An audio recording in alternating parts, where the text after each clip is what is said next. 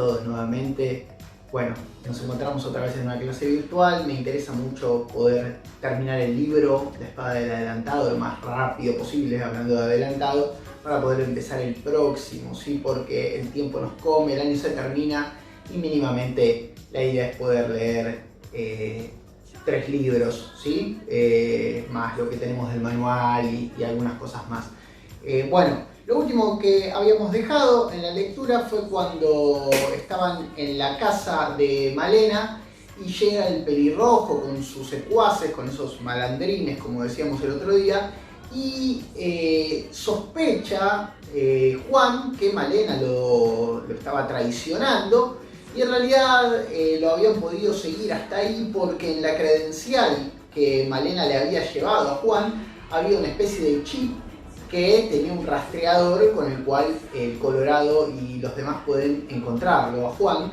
Así que bueno, desde ahí partimos y hay una idea que se le ocurre a Juan para poder sacárselos de encima. Vamos a ver qué es lo que hacen, porque claro, con esa credencial de encima siempre van a estar a expensas y rehenes de los que los quieren perseguir, básicamente.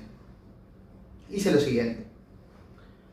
Llegamos a la planta baja por la escalera de servicio. El hall estaba desierto, en penumbras, y los ascensores, salvo uno, se hallaban allí con sus puertas abiertas de par en par. Clavamos los ojos en el indicador luminoso del que estaba en movimiento. Había pasado el segundo piso y estaba subiendo.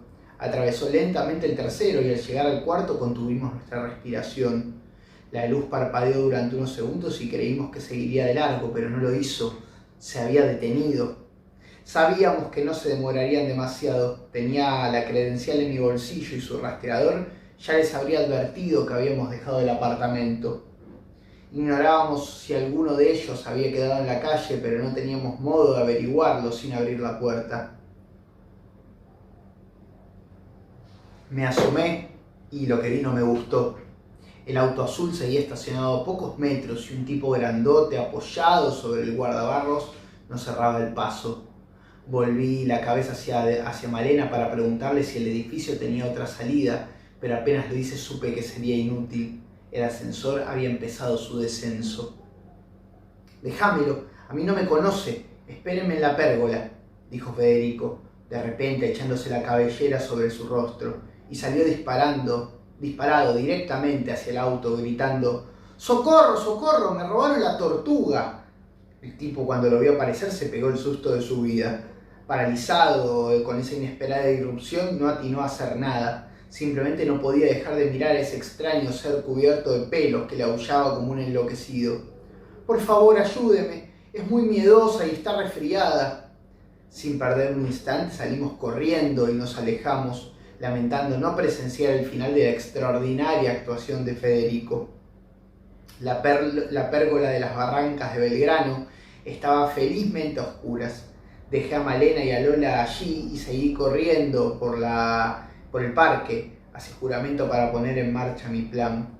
Crucé la avenida a esas horas atestada de tránsito, justo en el momento en que un colectivo se acercaba a la vereda. Las puertas se abrieron antes de la parada, donde lo guardaba una larga fila de gente. Eso me facilitó las cosas.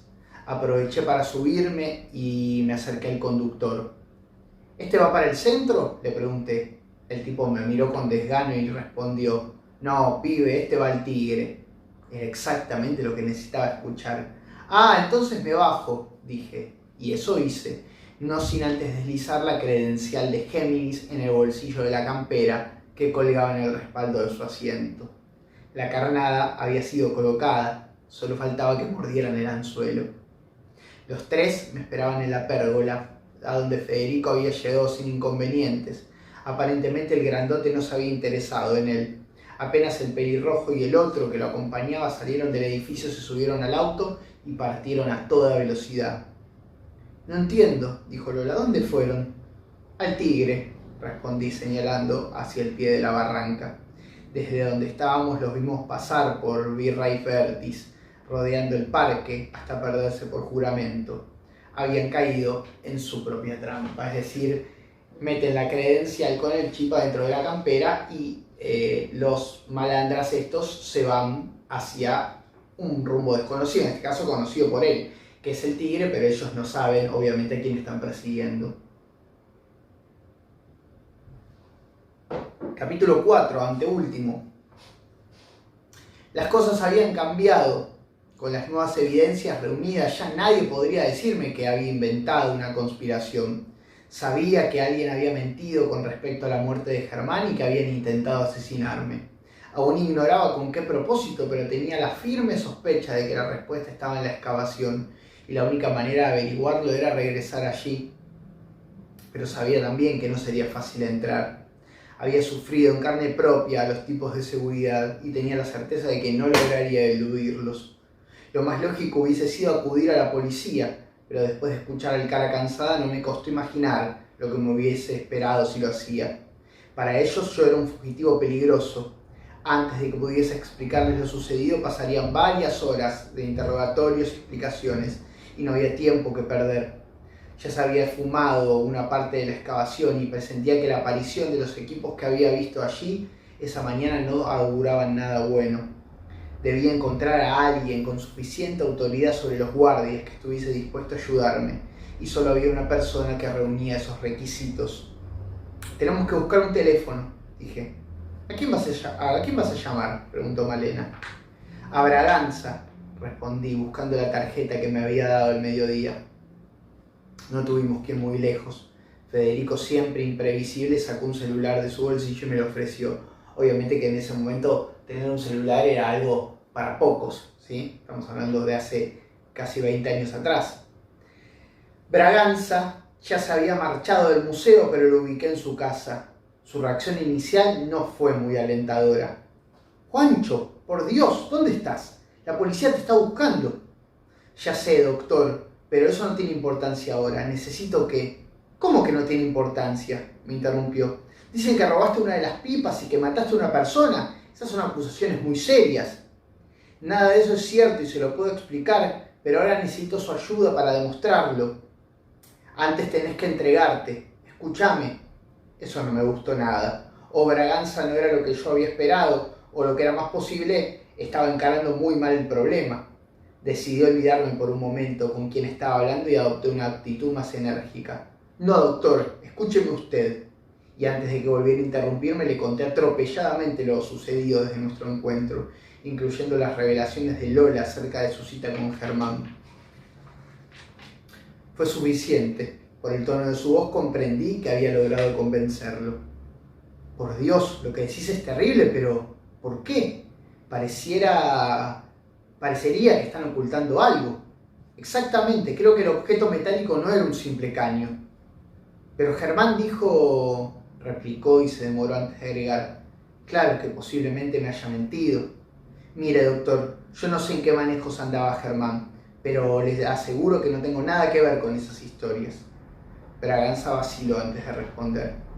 «¿Qué necesitas?». «Entrar en la excavación». «De acuerdo, mañana vamos juntos». «No, doctor, mañana puede ser muy tarde. Tiene que ser ahora». «¿Ahora? Pero son las 9 de la noche». «¿Cómo ahora?». «Ahora», insistí, «y nadie más que usted debe saberlo». «Está bien», aceptó, después de un silencio interminable. «Nos vemos allá en 15 minutos». El taxi nos dejó en la puerta de la excavación. Allí nos separamos de Lola, que estaba demasiado asustada para seguir con nosotros, y de Federico, que cuando se enteró que deberíamos meter los pies y las manos en la tierra, sintió el repentino deseo de acompañarla a su casa. Quedamos en llamarlo apenas supiésemos algo y nos despedimos. Braganza había llegado unos minutos antes y nos hizo pasar. El panorama había cambiado totalmente desde la mañana.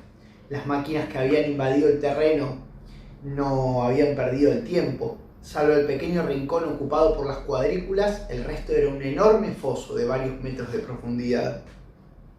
«¿Qué pasó aquí?», exclamé. «¿De qué estás hablando?», preguntó Braganza. «¿Cómo que de qué? ¡De eso!», dije señalando la gigantesca hondonada. «Ah, eso», respondió con pasmosa naturalidad. «Ahí van los cimientos de la obra. Deben haber empezado a trabajar hoy». «¿Obra? ¿Qué obra?». «Aquí van a construir un edificio». «¿Y usted lo sabía?», intervino Malena. «Por supuesto que lo sabía. El terreno es de una empresa. Nosotros solo conseguimos un permiso para investigar». Pero esto está completamente destruido, protesté.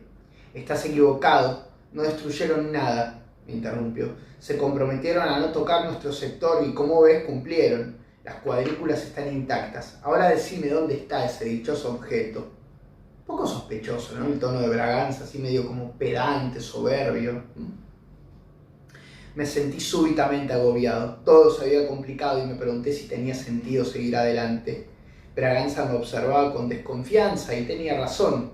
En realidad ni siquiera yo sabía lo que había venido a buscar. Esperaba que el objeto metálico fuese la punta del ovillo que nos dice esa respuesta, pero ahora, con el terreno prácticamente arrasado, comprendí que esa posibilidad se había escurrido de los dedos. Malena, ignorando mi desaliento, se hizo cargo de la situación. ¿A dónde estaba ese coso?, me urgió. Apenas le indiqué la ubicación, ella, en lugar de dirigirse hacia la cuadrícula, descendió ágilmente a la fosa que la rodeaba y empezó a escarbar el muro de tierra que la separaba, a la misma altura donde yo lo había descubierto la tarde anterior. Aunque su tenacidad me resultaba conmovedora, me temía que no fuera más que un esfuerzo inútil. Con la cantidad de escombros que le habían echado encima de la cuadrícula, sumada al trabajo de las máquinas que había socavado su perfil lateral, las probabilidades de que el objeto aún se hallase allí eran muy remotas. Sin embargo, unos minutos más tarde gritó: «¡Aquí hay algo!». No me hice ilusiones. Con la suerte que había tenido, no me hubiese sorprendido que finalmente se tratase de un caño de zinc. Consciente de mi torpeza física, me dirigí hacia la hondonada, con la intención de apoyar los pies donde ella lo había hecho para evitar un probable porrazo, pero mi destreza pudo menos que mi voluntad. Al segundo paso tropecé con la más inoportuno de los cascotes y, tras un revolcón de proporciones épicas, me desbarranqué, sin que pudiese hacer nada para impedirlo, hasta caer despatarradamente entre sus piernas. En ese instante sucedió algo extraño. Tuve la impresión de que el piso había cedido bajo mi peso. Pero estaba demasiado avergonzado para reparar en ese detalle y me incorporé de un salto. Malena, absorta en su tarea, apenas si me miró. Había logrado despejar buena parte de la arcilla que recubría el objeto y comprobé al tacto que tenía la misma forma y textura que yo había percibido la tarde anterior. Pero estaba oscuro y no podíamos verlo. El guardián, que estaba junto a Braganza, nos arrojó una linterna, y cuando Malena lo iluminó, el corazón se me fue a la boca.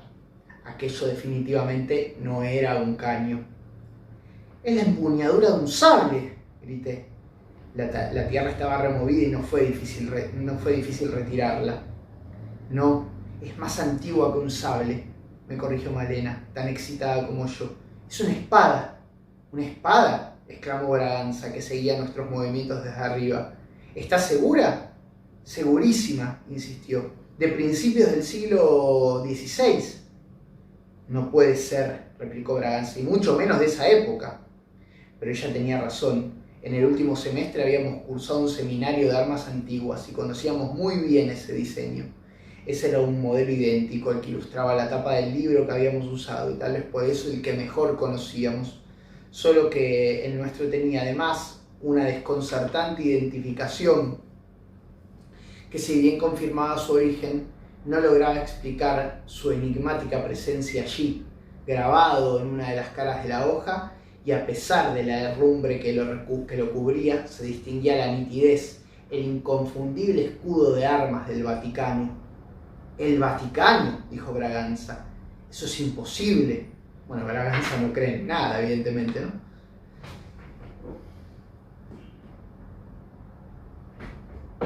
La reacción de Braganza era comprensible. Por su diseño y por la profundidad en la que se hallaba, podíamos deducir que esa espada debió ser abandonada en las primeras décadas del siglo XVI. Pero esta región no fue íntegramente ocupada, sino a partir de la segunda fundación de Buenos Aires, recién en 1580.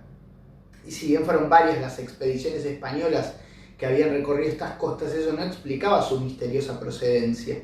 Es que aquella no era una espada cualquiera. Su esmerada terminación, pero sobre todo el escudo que su armero se había preocupado por estamparle, nos indicaba que había tenido un destino muy especial, la mismísima Guardia Suiza. Desde su creación, los miembros de ese cuerpo de élite, concebido por la escolta papal, Eran soldados cuidadosamente seleccionados y demasiado bien remunerados para verse tentados a participar en esas expediciones hacia lo desconocido, integradas en su mayoría por aventureros y desposeídos. Por otra parte, le comenté a Malena, tampoco podía imaginar a aquellos orgullosos guardias en el voluntario acto de ceder su arma para contribuir en una causa ajena. Solo matándolos, sugirió ella lacónicamente. Su respuesta me hizo palidecer y una terrible visión del pasado, impregnada con el olor de la pólvora y la muerte, cruzó ante mis ojos con la fuerza de una revelación espectral. Era el cuadro apocalíptico de la Basílica de San Pedro, arrasada por una horda de guerreros implacables, que ensañándose con los cadáveres de los soldados derrotados, le arrancaban sus anillos y cadenas y hurgaban vorazmente entre sus ensangrentados trajes azul oro, para despojarlos de monedas y medallas. Cuando al fin ya nada de eso les quedaba, les arrebataban sin un gesto de misericordia el último atributo de su heroísmo, las armas, y una fantástica asociación de ideas disparada por esa visión hacia aquel instante remoto sobrevoló el tiempo y el espacio para reencontrarse conmigo en ese exacto rincón del planeta. Era apenas el asomo de un indicio, pero también podía ser la primera prueba concreta para develar un misterio que se arrastraba desde hacía más de 400 años. «Por supuesto, el saqueo a Roma», exclamé casi sin aliento. Todos me miraron como si hubiese perdido la cordura, pero jamás había estado tan lúcido como en ese momento. Solo que mis palabras no lograban acoplarse a mis pensamientos, que fluían demasiado rápidamente para recordarles una historia que ellos, sin embargo, conocían tan bien como yo. Bueno, de esa historia del saqueo de Roma, de las batallas y todo, vamos a hablar en la clase de Zoom, ¿sí? Pero tiene que ver con Pedro de Mendoza, la fundación de Buenos Aires y demás. Si alguien quiere investigarlo por su cuenta, lo puede averiguar para poder saber a quién perteneció esta espada, quién era el adelantado, porque eso es lo que le da el título al libro en definitiva, ¿sí? Bueno, y ahora va a venir el quiebre del libro, porque va a venir una... Bueno, no lo voy a decir porque no quiero spoilear, nos vamos a enterar el martes, así lo puedo subir hoy. No va a tener mucha edición este video justamente porque quiero subirlo rápido para que ya lo tengan y haya un día y medio para que lo vean. Les mando un abrazo primerito y nos vemos por Zoom. Adiós.